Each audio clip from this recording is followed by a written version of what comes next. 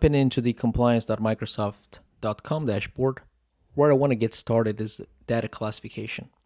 Like I said before, Microsoft Purview information protection relies on data classification before you can apply protection and prevent any data exposure. And what is data classification? So as you jump into the dashboard, you're then going to be taken to a quick overview of what it is, what it can do, how to find classified data and classified content, and then you can have a look at all your data state sitting in Microsoft 365 and monitor and review activity for all that data. This is all under data classification. Now, the beauty of data classification of Purview here, or Microsoft compliance.microsoft.com dashboard, is that it is actually doing that automatically. So as soon as you turn it on and you're enabled the solution per se, it's automatically going to start classifying all information in your environment. Now, there's a number of predefined and out-of-the-box classifiers, and there's a number of algorithms that are taken into account here for data classification. So if we jump into the public documentation, we can learn about sensitive information types. There are different ways that the platform finds and categorizes sensitive information types. You can, at a more mature state, you can rely on users to manually assign specific sensitive information types to data as per the organization's training and defined requirements. But you can also rely on automated pattern recognition out of the box stuff from the Purview platform, and you can also rely on machine learning algorithms. As you can see through the document here, there are different categories of information sensitive types. Ones that are built in, so there are more than 200 sensitive information types out of the box in the platform. So think of credit card information, think of passport information, think of driver's license for a specific country in here. And there are more than 30 countries with their data, with their sensitive information types, templates and patterns right out of the box on the platform. But you can also customize this. You can create your own sensitive information type based on regex, for example, regular expressions, and more. There's then named entity sensitive information types. There's exact data match or EDM sensitive information types, which think of specific projects or very sensitive information where you want to be able to find and classify that data or as highly classified or highly confidential because it contains that specific project name in it, right? So this is the use case for EDM, for example. Now, you could go through this entire document and understand this more in depth, and I highly recommend you do so if you're ever in a deployment phase, but I'll leave this as a reference. Going back to the compliance dashboard, you're then going to see the trainable classifiers, which is a way that you can utilize pattern matching and also machine learning to identify classified data in an organization. So essentially, you can create your own trainable classifier. You can upload and seed some content from your organization. Think of a CSV file containing a lot of similar confidential data that you want the platform to find for you. And it's going to create its own trainable classifier for that specific data. And then that's later on, you can then find that specific classified information or trained classified information within Active Explorer or even further up in the deployment. If you have a look at sensitive information types, we can have a look here and see that we can create sensitive information types, but also we can rely on the many Microsoft published templates for many different personal national identity numbers, tax information, bank account number templates, and so on and so forth. Now, I could have a look at each one of these if I wanted to in terms of understanding what it's all about. If there are any matched items in my environment, I can have a look at this specific sensitive information type. And of course, I can assign specific confidence level or otherwise elements to each of these sensitive information types.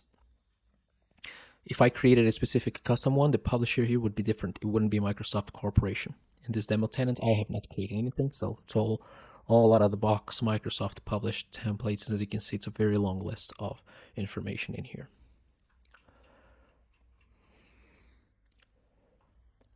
When I head over to EDM classifiers, I can then create a specific classifiers, like I said, to find specific data matched information about strings. You can even enforce specific case types, so lowercase or uppercase specific words. You can create it that way if you want. Under Content Explorer is where you can look and see what specific public or private information or types of sensitive information you have in your environment. So as you can see here, if I were to look for specific US bank account number sitting in my documents in Microsoft 365, I could have a look here and download essentially a quick report on OneDrive having actually 41 files matching that specific sensitive information type. So if I export it, I'll essentially get a CSV file with that information here. This is what I get when I export.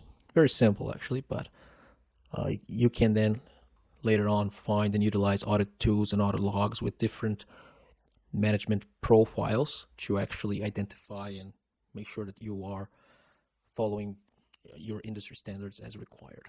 Essentially going in an audit mode if required.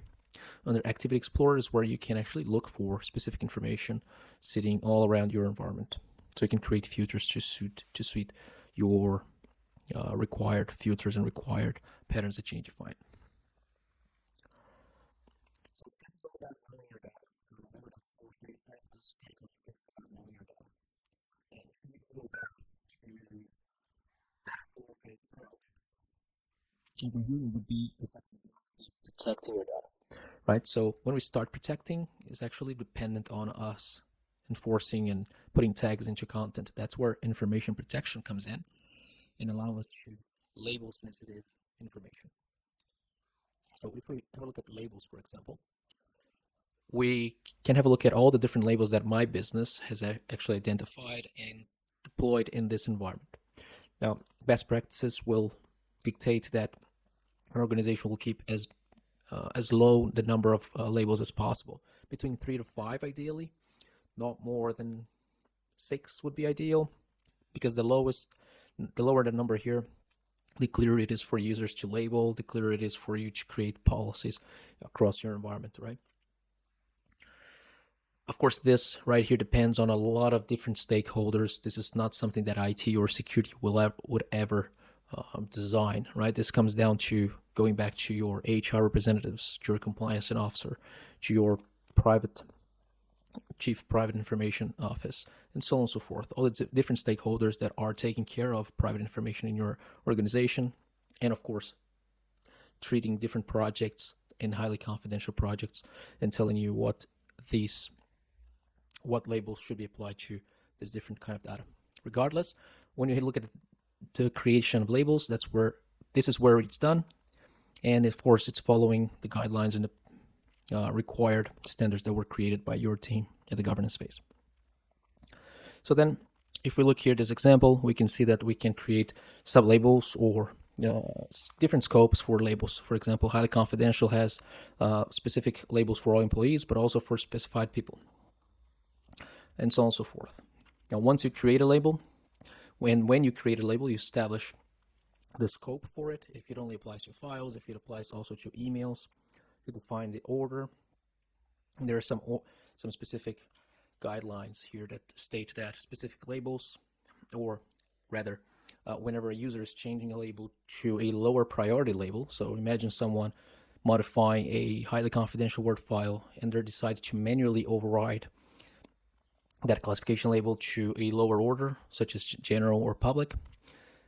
And then you can create policies that state that whenever that happens, they actually have to type in an excuse or an actual reason on a pop-up box on their end.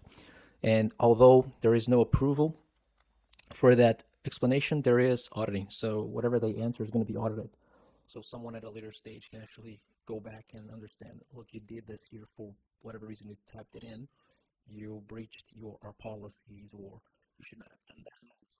So a number of actions can be taken based on that. Now, once you deploy information protection, define the labels that apply to all files based on sensitive information types, you're really in a good state to going to a prevent or a data loss prevention capability. And MIP is going to integrate with different solutions to allow you to do that. So there is a number of resources online that actually exemplify why MIP is so important. So if I were to look at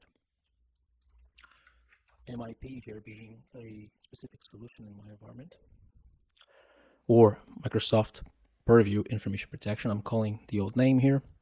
But if you were to look at MIP, MIP creates those labels. It classifies data in your environment, in your Microsoft 365 environment. And it can then send and export those labels. So these are the labels that you create. You can export those labels to SaaS applications, right? Think of Dropbox, think of Salesforce, think of other SaaS applications that you want to prevent data loss in those platforms. And so you can start creating policies that state whoever is utilizing your Microsoft 365. So this is Microsoft 365 cloud with all your files and all your email in it. So whoever is using your emails and your files from your cloud in here, it's going to go through a classification engine and a sensitive information type engine. And then you can create policies here that state that so such and such file that are of highly confidential sensitivity should not be shared to this SaaS platform, for example. Right. So this is an example of how that would actually happen. MIP, like I said before, can also be integrated with Azure Purview. So Azure Purview, like I mentioned before, it's all about multi-cloud data state and data governance. So think of an application sitting here on a specific server, a SQL database server. And this here is another specific database. So you have corporate information in these databases sitting in whatever cloud you have in here. MIP can actually send that sensitive information label type to these, essentially, Azure Purview, right? So Azure Purview or data governance, Microsoft Purview data governance is overseeing this. And then what happens is it's actually going to enforce and then what happens, it's Azure Purview or Microsoft Purview data governance is actually going to create that tag into the specific workloads within the Purview, the Microsoft data governance Purview dashboard for you. Okay, so this was a quick look at the dashboard of Microsoft Purview and a quick look at information protection, how data classification works, how labels play a crucial role into getting started with better data governance and protecting data, corporate data in your environment. Hopefully it's been informative for you and look forward to the next video. Thank you.